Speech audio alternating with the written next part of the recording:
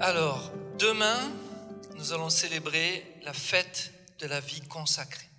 Le 2 février, fête de la présentation du Seigneur Jésus au temple.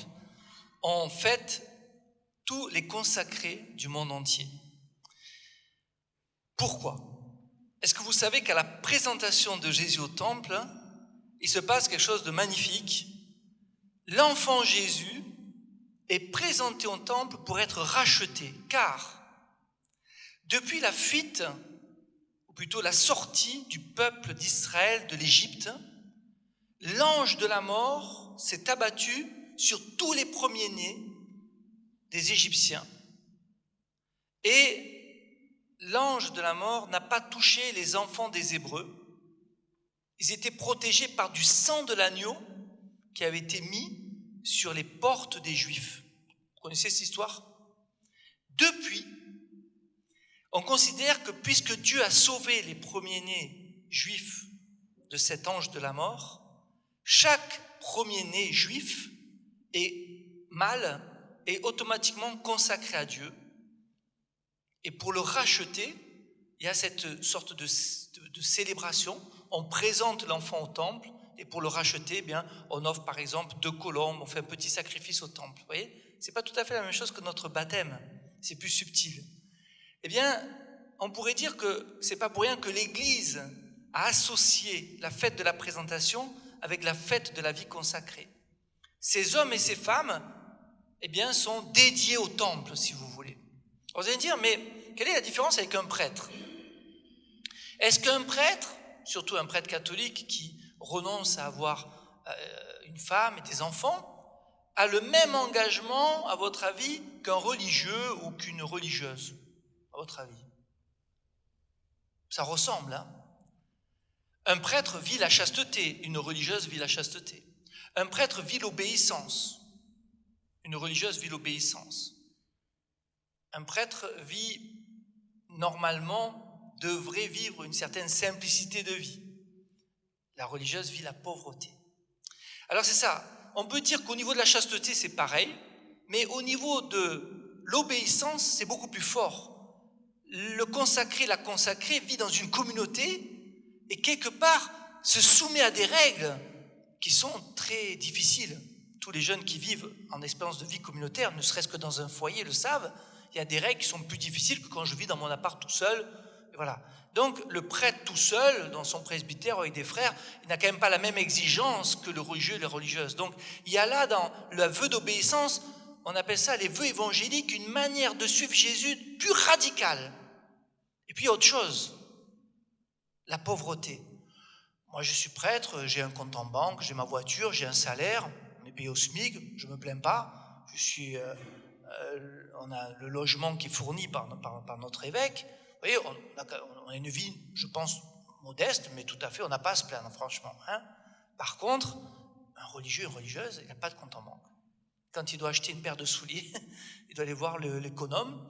Voilà, j'aurais besoin, et on va vous donner un petit chèque, et vous allez acheter votre paire de souliers au nom de la communauté. C'est pas facile. Vous voyez ?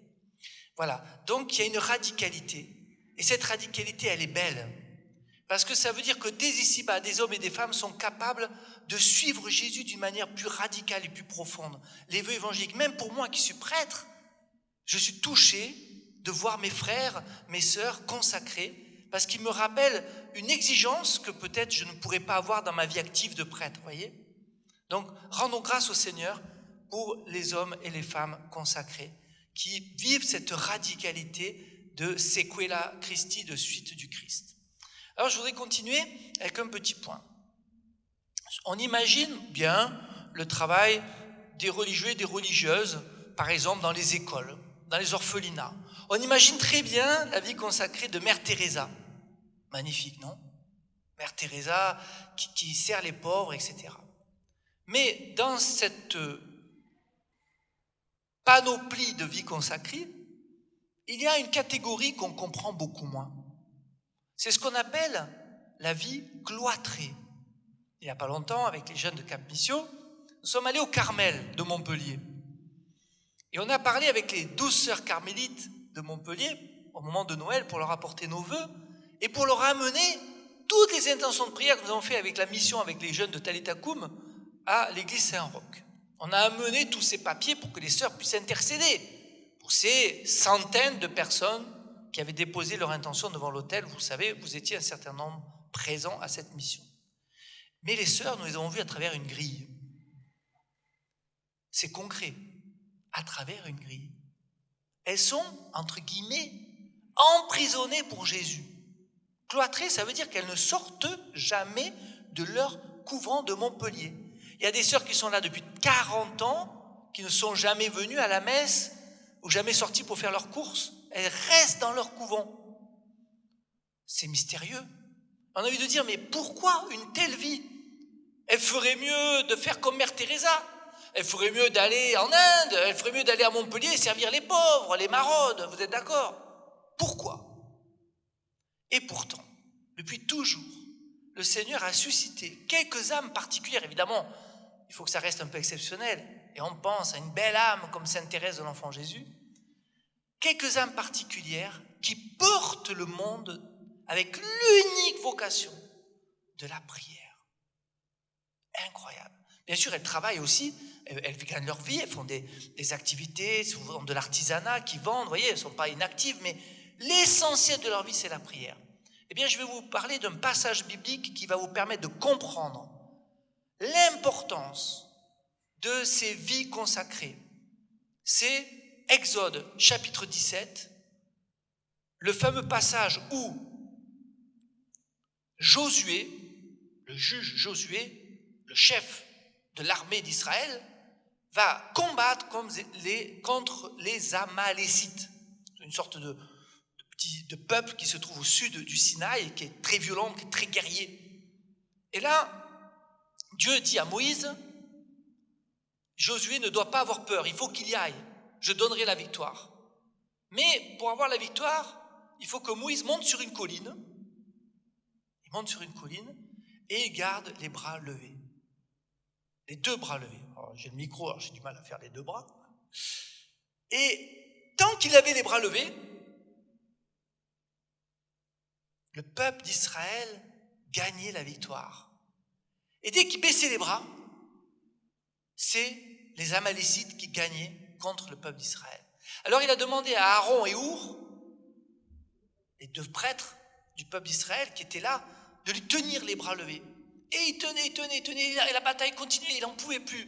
Alors du coup, il n'en pouvait tellement plus qu'ils l'ont fait asseoir sur une pierre, et eux, ils continuent à tenir les bras levés, jusqu'à ce que la victoire soit totale. Cette image est magnifique, parce qu'elle montre que si nous voulons vaincre les combats de nos vies, si l'Église veut vaincre le combat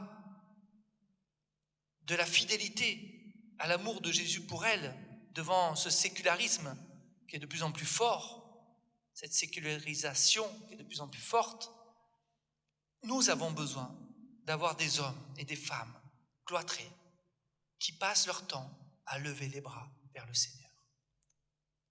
Sans le Carmel, sans les bénédictins, sans les cisterciens de Sénan que nous connaissons et tant d'autres encore, je crois que l'Église, le jour où il n'y aura plus de vie cloîtrée, de vie consacrée, l'Église sera exposée à un grand danger.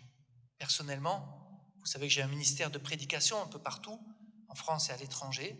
Partout où je vais, ceux qui organisent l'émission pour moi le savent, mon assistante le demande, partout où je vais, si je vais par exemple à Rouen, eh bien, ceux qui me font venir à Rouen vont contacter le Carmel le plus proche pour confier cette mission, cette intervention au Carmel.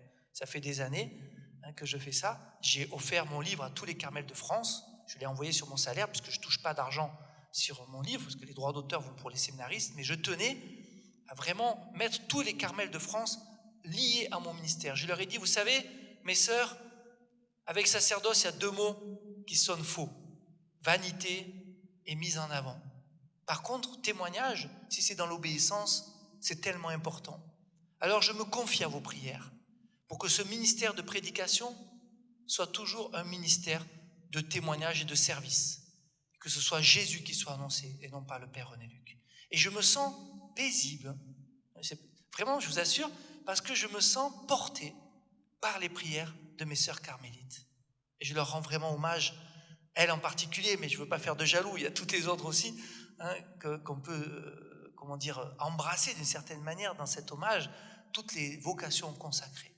Et je demande au Seigneur qu'il puisse continuer dans la jeunesse d'aujourd'hui, de susciter l'un ou l'autre, l'une ou l'autre, qui puisse répondre à cet appel extraordinaire, radical, fort, à la suite d'Aaron, Our et Moïse, porter les bras levés vers le ciel dans une vie consacrée, afin que l'Église aille toujours de l'avant vers la victoire.